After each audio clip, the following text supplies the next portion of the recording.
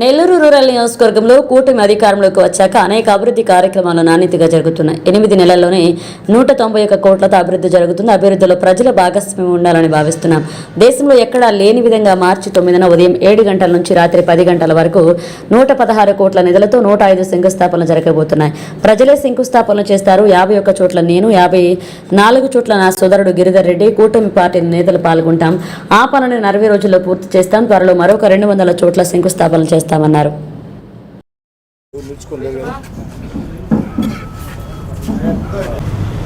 చంద్రబాబు నాయుడు గారు ముఖ్యమంత్రిగా అనేక రకాలుగా అభివృద్ధి పనులు అత్యంత వేగవంతంగా నాణ్యతా ప్రమాణాలతో జరుగుతూ ఉన్నాయి.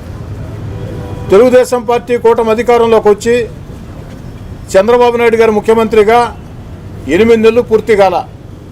8 నెలలు పూర్తి కాకుండానే అక్షరాల నెల్లూరు రూరల్ నియోజకవర్గంలో 191 కోట్ల రూపాయలతో అభివృద్ధి పనులు.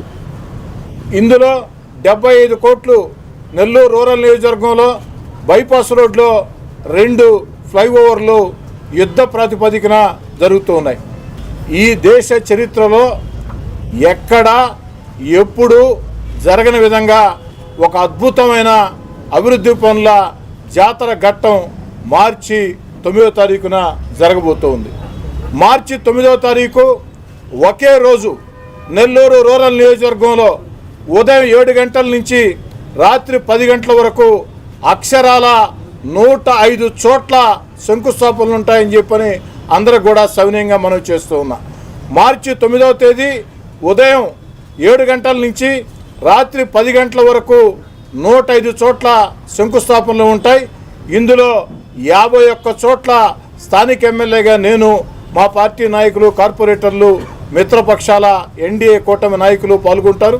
54 చోట్ల కోటమిరెడ్డి, గిరిధర్ రెడ్డి, అదేవిధంగా కార్పొరేటర్లు, కూటమి నాయకులు ఆ యొక్క చోట్ల పాల్గొంటారు. మేము కేవలం పాల్గొంటాం. ఆ యొక్క ప్రారంభోత్సవాలకి అతిథులు స్థానిక ప్రజలే. ఆ యొక్క ప్రారంభోత్సవాలని చేయాల్సింది ప్రారంభకులు స్థానిక ప్రజలే.